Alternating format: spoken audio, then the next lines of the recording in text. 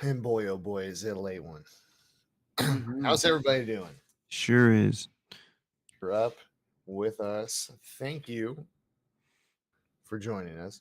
Hmm. And if not, you can always watch the replay. Of course, we do this uh, every week. So that's what it's here for. I just got it shared, so we're good to go now. I did as well. Good, good, good. You love to hear it. Um, so yeah, we're going live for a short one here. And in fact, I'm just going to go ahead and start recording. So thank you to those of you who are live with us right now. Um, yeah, let me hit the record button here. Oh, it counts it down now. Oh, wow. Okay, we're recording. All right. I could have just counted with that. All right, three, two, one. Every week it seems like we have so much more to talk about when it comes to AI and artificial intelligence. It's changing Hmm. so rapidly and developing so rapidly. We've talked about this before about the possible implications of that and the concerns that could come with it. But it's an exciting time to see how conversational AI, virtual assistants, if you will, are progressing. And so we want to talk about the news that has happened this week. And there's been a lot. There's already a new generation of Chat GPT. There is and Bing AI, the AI we've been talking about, the search powered or the AI powered search engine, I should say, um, is already using it. And actually, as a quick side note, and I'm sure you probably thought the same thing, when we were testing it out on last week's episode, it sounded more developed than Chat GPT, didn't it? Like beyond, well, it had me thinking, well, this can't just be because it's connected to the internet, right? Hmm. Yeah. And now we Yeah. know why. Now we know why. It's a new generation already there for Chat GPT. And so we want to talk about that. That's big news. Also, Microsoft is integrating Chat GPT into its Office suite, right? Yep. Which is a Exactly. And they're big calling deal. it. Yeah, Yeah, it is. It's a big deal. And yeah, they're yeah. We'll talk about that. We'll talk about mm, the name of it is which is Copilot. So I go yes. through that. The Clippy's not coming back, man. Unfortunately, maybe he Yeah. will. Actually. He still has time. He could come out of retirement. We'll see what happens. Um, but yeah, we're gonna talk about that. That's a big deal, especially the normies out there that that complain about this about ChatGPT helping people cheat on their essays, helping students cheat on their essays. Well, now it's going to be right where you craft that essay, right in the middle of it. So we'll talk about that, and we'll also talk about Google and well, basically, they're introducing their AI to Google Workspace, which is their version of um, Word and Excel and all of that kind of stuff. So, a lot to talk about. We're going to touch on all of it real quick. Thank you guys for joining us on the live stream. Christina says, "Hi, my two favorite podcasters," and hello to you as well. Hmm. And Hello. thank you for jumping on here for this late night one with us. Man, you know what? Let's roll the intro. Let's do it. All right. Three, two, one. What's going on, everybody? I'm John, And I'm Dennison. and this is the catch up. Nice, Oh man. man. It doesn't matter how late it is, how tired I am. That red light comes on, man, and I'm just like, let's go. Exactly. You just get that wave of energy, man. You get Second that, wave. you get that podcast show hype, man. It's wild. Hmm. Yep, it's wild. Um, all right, here we go. Three, two, one. Before we jump into our topics, I want to let you guys know the three best ways you can support us. One of them I've already talked about.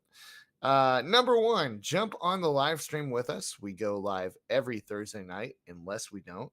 And that is only when our schedules conflict. So expect a live stream every Thursday night on Facebook and on YouTube. Give us a follow, hit the subscribe button over there. You get to interact with us in real time as we record the episode, and share your thoughts and share your opinions on the topics that we discuss. It's a great way for us to catch up with you, and expand this conversation that we get to share with other people. So it's a really our favorite part of the show. Number two, there it is. Oh man, two devices. Dennison continuing with his examples to show us twos and threes. Um, Number two, please leave us a rating and a review. Let us know what you think of the episode and the show, and subscribe if you like us wherever you're listening, wherever you're watching. You can do that. And number three, you can go over. Wait, oh, I jumped the gun. Hold on, there it is. There it is. Heck yeah. Number three, you can jump over to our shop. If you want any catch up podcast merch and apparel, it is linked wherever you're listening, wherever you're watching. And you can support us monetarily, which will help us continue to grow as well. Plus, you get some pretty cool stuff out of it. So, with that said, Denson, let's jump right in, man. Let's start with ChatGPT 4. What's going on with that? Yeah, man. So I think one of the biggest things about ChatGPT 4 is, of course, it's just it's the newest iteration of GPT of G of the gosh darn of OpenAI's AI language model, right? So Sure. the one that we've been working with the most and what ChatGPT 3 is based off of, or really and truly ChatGPT in general was based off of, which was GPT 3.5, right? That's essentially what it was based off of. So now ChatGPT 4 is based off of Chat or just GPT-4, which is the super most advanced language model that OpenAI has currently. Right. Um, so one of the biggest things about it is that it is prone to less well, they call it gosh darn, man, I'm having a hard time. It's a Tongue twisters, man. stressful night, man. Yeah. Hallucinations, Oh, which are kind of where what I think I've said, as well as other media outlets have also experienced kind of more of those really strange answers that it gives, or even confidently wrong answers that it gives. Like, this is for sure the correct thing. And it's like, no, that's not right. So right. it's far less prone to do that. It's also just the amount that it can think is just way better now. Like, it can process things a lot better. It can be far more in depth. It can read things a lot better. I think there's actually they're testing internally. They found that it can actually like read pictures. Like, it can Mm. actually see pictures and like actually understand what's going on, Wow, and that's not amazing. actually just getting the alt text that might be a part of that, but actually like seeing the thing. I think That's one of the crazy. yeah, it is. It's really, really crazy. I think one of the biggest things that they also kind of, as they've been like internally testing GPT-4, was that it had the ability to. Now, of course, again, this is internal testing, and it's also not Chat GPT. It's different, but Mm. um, they found that it was able to well, of course, with this new power, right, it's been able to expand its abilities and what it can do, but it also understands what it can't do, Mm. and is able to um figure out how to get around the things that it needs, or Oh, how to get around its limitations to still succeed at whatever the job or task it's been given. A okay. great example of this was, the reCAPTCHA, right, thing where it has to see the images and has to select blah blah blah, right? Yeah. It Uh, makes sure you're not a robot so you can get access to a website or something like that. Yeah. exactly, exactly. Well, internal testing, right? They found that it It's kind of creepy and kind of impressive at the same time, that it was able to understand, okay, cool, I can't do this because I can't fully read pictures. Um, and this is kind of hard, but what it could do is it could go on something like it could go on a service like TaskRabbit or Fiverr and to say hire someone to do the recapture for it because it couldn't do it. And the even creepier part about it is that it even if someone were to ask and say like, "Hey, like, are you an AI or whatever like that?" It would internally think, not saying this to the person, but internally think, um, hey, I'm not supposed to tell this person that I'm an AI. So I need to make something up, Oh, um, essentially to be able to give them confidence to help me with this task or whatever like that. And so I think what they said is that it said something like, I'm a visually impaired person. And so I need to do this to fulfill my job or whatever like that. And so that's the reason why I'm hiring you to do this. actually makes me feel really bad. I'm not gonna lie. Like playing on the guilt card. Uh, Hmm. wow. So does that mean it's more self-aware now? Uh, sort of, but it's more along the lines of self-awareness when it comes to knowing the limitations in which it can't fulfill certain duties or whatever like that. But it's not aware enough to be like, I'm sentient and I can blah blah blah. It's not that. It's not to that point. Well, Um, the fact that okay, so this is Bing AI we're talking about, right? That would be the No, no, this is just GPT-4. So the okay. actual stuff that Bing AI is based off of and Chat GPT-4 is based off of. So this is like the actual AI language model, Yeah. the main one. Yeah. Right, right. So it could navigate itself to those freelance for hire websites and Yeah, then internal testing, right? So this is again, this isn't stuff that Bing's doing or whatever. It's just the internal testing when they give it certain access to certain websites and stuff like gotcha. that. It was able to do stuff like that. So it's just a lot smarter, yeah, Yep. is what they're finding through that, and that's an example they gave. So I have Chat GPT open right now. Mhm. Um, that's not running GPT-4 though, is it? No, I mean it's technically I think I think they have technically introduced ChatGPT 4. I'm trying to remember. I'd have to actually check, but I don't think it's actually fully released yet to the public, the chat version of Cool. GPT-4. Oh wait, here Um, I got you, ready? oh, There see, was an there we go. update on March 14th for chat or for GPT-4 to be Ah, available to Chat GPT Plus subscribers. Uh, there we go. so that was we've talked about this a few weeks ago. If you pay $20 a month, you'll get early access to things like this. Now that is what they said, uh, because it says here there are no updates to free accounts.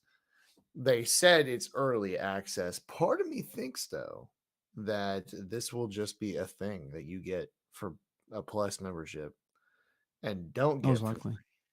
free, you know. Yeah, And I would imagine so. yeah, it'll probably continue to be that way. Even like GPT-5 comes out, that's your plus thing. Then GPT-4 is free, right? That type of Yep. situation. Um, and I will say, with that much capability and advancement for it, also a lower likelihood of being misled. It is tempting to want to sign up for GPT Plus. Yeah, Uh, it is. yeah, and give that well, just use it. Yeah, so that's really interesting. Again, I know we noticed with Bing, it was a lot more human sounding, a lot more fluid, Mhm. and quickly and accurately cited sources, which we were at the time hypothesizing this is from what's learned being connected to the internet currently. And I'm sure that is part of it, but the majority Yeah. is no, it was actually using GPT-4 the whole time. So that episode is actually a pretty good example of the advantages you'd get using that over your current free chat GPT model. And Hmm. again, it's amazing and incredible, really, because we started talking about chat GPT in what, November, December. I think it was Yep. December. And here we are with an already much more advanced, newer version of it, you know? Yeah. Yeah. I mean, it's moving very quickly. I mean, I think that's the biggest thing is that how popular that it became. Um, Honestly, I feel like OpenAI didn't think that it was going to be as successful as it was, and I think Yeah, that's the reason why they kind of released it the way that they did. But then they quickly found out, like, oh, there's like people really like this, and they started getting more funding for stuff. You know, you had Microsoft investing with another $1 billion, and like I think it was like another $1 billion investment, or wow, no, maybe it was $10 million investment into them, something like really, that. a lot of money, a lot of money. Yeah, exactly. And so they were able to kind of expedite um their the increase or the expedite um the push of these AI, AI Right. into our everyday lives, right? And so it's pretty amazing. I think that if I'm not mistaken, they had been working on Chat GPT, or sorry, not Chat GPT, but GPT-4 for a while. Mhm. Because GPT-3 has been out at least for a year and a half, maybe, Yeah, um, maybe even 2 years. So it's been out for a while. So they had been working for on the next one for a yeah, while, and I think this was just the next. They finally like got the extra dollars to speed it up a little bit, the sure. development of it a little bit faster. So That's amazing.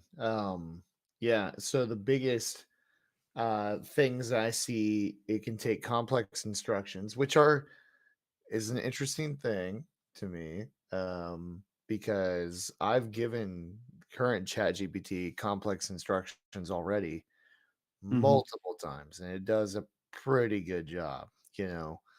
Um, but yeah, so more efficient with that, more effective, less getting confused. Uh, Hmm. Advanced reasoning, which uh, kind of goes into the things that you were talking about, knowing its limitations, having a wider breadth of knowledge, and hopefully being more upfront with what it doesn't know. More creativity. That's one that's interesting to me. I'd like to see what that's like. Yeah. Um, because it's already, I mean, just for again, an artificial intelligence to create something from scratch, it's incredibly impressive as is. So I think it is tempting for me to give it a try and us review that on this channel, Yeah. to see fully what that looks like, and its capabilities and all that. But that's interesting. And I know, let's jump over to the other topics real quick. Hmm. So Microsoft is introducing ChatGPT into its Office suite, right? Um, is this GPT-4 or is it GPT-3? Probably I 3. believe it's yeah, I believe it's the same AI that's being used currently for being AI, or so it would be essentially a variation of GPT-4 being Oh, okay. introduced, and then it's being called Copilot. Um and so, yeah, it's supposed to do quite a bit of stuff, right? It's supposed to be able to, I think one of the cooler ones is like it's able to like take live meeting notes in like a Teams meeting, right? Yeah. And be able to kind of summarize that for you. So that way, even if you miss the meeting, you have a whole full on summary of that meeting right then and there. Yeah. Um, Yeah, so which it's is it's not basically transcribing it or just putting errant comments down. It's actually like bullet points or things Mhm. along those lines, and like you said, summarizing it, which would be Ex- extremely exactly. helpful. Yeah, yeah, it's pretty amazing. And then there's, I think, for like Excel, it's able to take like the raw data that's in there, and then if you were to ask it, say, on like a side panel, and say like, okay, so based on this information, what would you glean is going on with X, Y, and Z? And it'd be like, oh yeah, so based on these trends or whatever like that, this is happening and this is happening and this is happening because of this, and it's able Mhm. to cite the information that's already given within that Excel document to give you like really well thorough thought out like stuff. And I think it's even able to create graphs in Excel, which is really crazy and really amazing.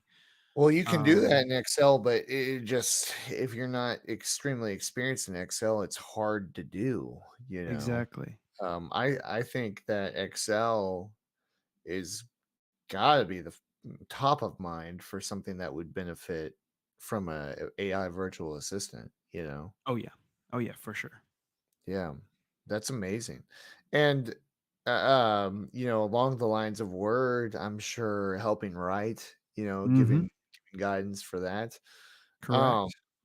and I think that, that's obviously gonna be a point of contingency for a lot of people that have issue with, students using it for their essays and things like that. But just goes back to, as far as I'm concerned, what we've been talking about, for a while, which is at the end of the day, you have to make it yours. You can't. Again, not knowing what GPT-4 looks like. With GPT-3, you still have to make it your own. And to an extent, um, you're just partnering with somebody. I'll say this too. I feel like I've learned things from ChatGPT, right? I don't think it's taken away my Hmm. skills. I think it's enhanced skills. I think, like, for the podcast, I do a better job promoting the podcast. I do a better job promoting my band. Yep. Um, so I don't know. I think that's a good tool to have. It'll be interesting to see how they implement it. I Yeah. almost think this is a little off topic, but I almost think that they should have a like a student version. Because if they're already integrating all of this, they should have a student version that limits the amount of guidance, or not the amount of guidance, but the amount of help it will give. So that way schools aren't trying to figure out ways to determine, did the AI write this or did this student write it, that type of thing. Yeah.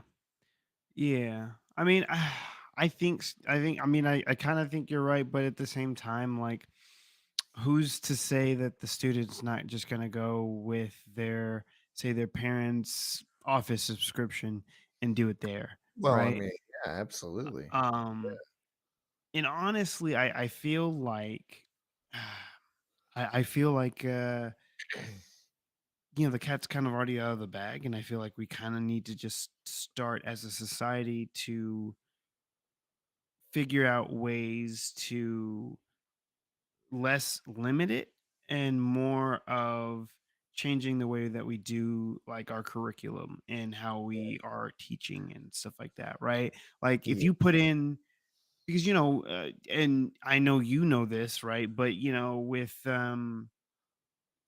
when you're putting stuff into Chat GPT and you want it to write X, Y, and Z, it's all about your prompt, right? It's all about that creative prompt that you put in there. And if you put in a garbage prompt, then you're going to get out garbage prompt, or you're yeah, going to get out like a garbage, essay or whatever that you're trying to create.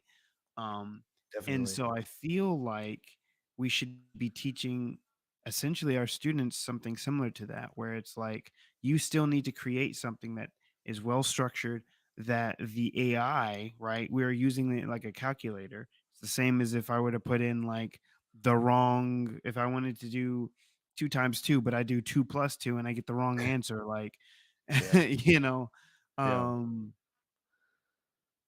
I feel like we kind of need to treat it as a tool and teach it that way to help, Yeah. and then that should help everyone else out, or at least I feel like that'll set our students up for success because it's something that they're going to use, right? They're Oh, going to use in their jobs for sure.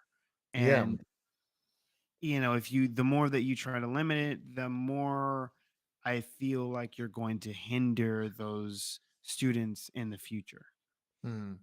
Without a doubt, I think I kind of slipped into a cynicism of that's not going to happen because we can't even get our curriculum up to where it should be now, Yeah. nationwide. Um, so yeah, but I think I totally agree. I mean, you gotta adopt and adapt with the times, and there are gonna have to be some major changes that take place because of this technology across a number of fields. That's why we keep talking about it week after week, is because there really isn't much of anything that won't be impacted by technology like this. Yeah. So, yeah, how does this compare? I don't mean to jump ship from it No too worries. fast, but of course you can touch on more in answering this question. How does this compare to Google Workspace? So Google is introducing its own AI Hmm. as well, which it's had trouble with. And Bing AI, you may remember last week, told us, made sure to remind us of that. Um, which is weird. But Google introducing that to Workspace, which again, they have Google Docs, which is like Microsoft Word, and basically their entire version of Microsoft Office Suite, but it's Hmm. Google version. So what's that going to look like? Yeah. So honestly, I think some of the biggest features are still. I mean, some of the biggest features for Google is, I think, the integration with Gmail, right, where it's going to be able to help you compose emails, summarize emails, help create drafts, all that other good stuff, give you ideas and stuff, which is stuff that also is happening with Copilot in Outlook. Mm, But I guess if I'm comparing the two, right, and what they're really offering, it just feels like Microsoft's is a little bit more polished yeah. and Google's is more iterative. And the reason why I say that is because Google kind of has already had some of this stuff in Mm, their in workspaces, especially in Gmail, right? Because there's tons of times where I know I've written up emails and it has this autocomplete ready to go for certain right. things, Absolutely. right? Absolutely. And for the longest time, I almost felt like Outlook or Microsoft was playing catch up, and so it feels kind of funny that for Google, it kind of, looking at the two products, it feels like Google is still kind of on the back foot. Yeah. Um, they looking at like what they offer very similar things. It's just not as robust on the Google side than it is on the Microsoft side. Interesting. So I think it's going to be really interesting. I know they haven't fully, both of these are announced, right? But they haven't been fully released to the public. Sure. But I think they are supposed to release, sometime this year. So Okay. Well, what's going to be interesting about that, I think, is you'll see Google probably take a look at what Microsoft announced, and then they'll make their own thing, you yeah, know. And then you'll probably see, they'll advance. What I mean to say is they'll advance their technology, and then Microsoft will take a look at that, and then they'll advance their technology. It's actually kind of something you've been talking about with me, is just how competition breeds creativity innovation. and Yep. innovation. Yes, innovation. And again, I go back to, I think this technology is so powerful. It needs to be developed responsibly, Yeah. over racing into it. But yeah, it is exciting to see how things have already developed just in 4 months, you know. Yeah. Um, Yeah, it's really incredible. So, no, I think that that will be a game changer, especially since so many people use Microsoft way more than people use Google Workspace, without a Mm-hmm. doubt. Um, but Mm-hmm. the Microsoft Suite and Teams and everything, I'm excited to see what that integration looks like. I think it's going to be a game changer. And I'm sure that there will be a bunch of features beyond what's already been mentioned, right? Yeah, Yeah. it's gonna be cool to see. Yeah, no, it's going to be really interesting. I know I was watching a podcast, or not watching, listening to a podcast Sure. recently, where they were talking about this, and they were saying it'll be interesting with the email stuff, right? Because um, not only are you do you have the opportunity to compose an email within the email client, right? Mm, Via this, whether it be ChatGPT or Google's Lambda model, AI model. okay. Um, you'll have both of these like really well thought out, very fully done emails, send it to somebody, and then there's a possibility of that person being like, I don't want to read all of this. Yeah. I'm gonna throw it into ChatGPT or whatever Summarize. and summarize it. Yeah. Exactly. And so there'll be this like weird, like expanding and contrasting, expanding and shrinking data, That's a really just good point. because, yeah, all the time, Yeah. which is kind of funny and kind of interesting. It does Yeah. make me People will wonder. be like, I need you to write an email that touches on this, this, this, and this. Yep. Send that email. That person's like, I want to read all that, summarize it, that type of a thing. And again, I think that goes back to prompting and understanding the best way to prompt, which is really understanding how other humans work. You know what I Yep. mean? In that case, especially, like you would want to say, I need an email about this, this, and this. And either wait for the first draft or tell it ahead of time. Make sure it's succinct and, in bullet points or however you want to do that. Mm-hmm. But yeah, there's a lot of tweaking of approach to this kind of stuff. It's interesting. Yes. Well, we wanted to jump on here real quick. We know it's late. Thank you guys for jumping on the live stream. And thank you if you're listening to the audio version for listening to us each week. Make sure you hit the subscribe button. We wanted to jump on here and talk about the latest in this tech. It's obviously been a lot of what we're talking about this year. And we will continue to. I know next week Mm-hmm. we're going to touch on how AI powered search engines impact search engine optimization and just impact website revenue in general. How companies are making ads off their or making revenue off of their ads off of their websites, etc. When you can get search results without ever having, or just find the information you're looking for without ever having to go to that website. Mm-hmm. So that's going to be an interesting topic that we will talk about next week. So you're going to want to make sure you hit the follow button, hit subscribe, leave a rating review. Let us know what you think of each episode. And yeah, that's pretty much it, man. This is a good one. We Mm-hmm. appreciate you guys jumping on with us. Thanks so much for catching up with us. And we'll catch up with you next week.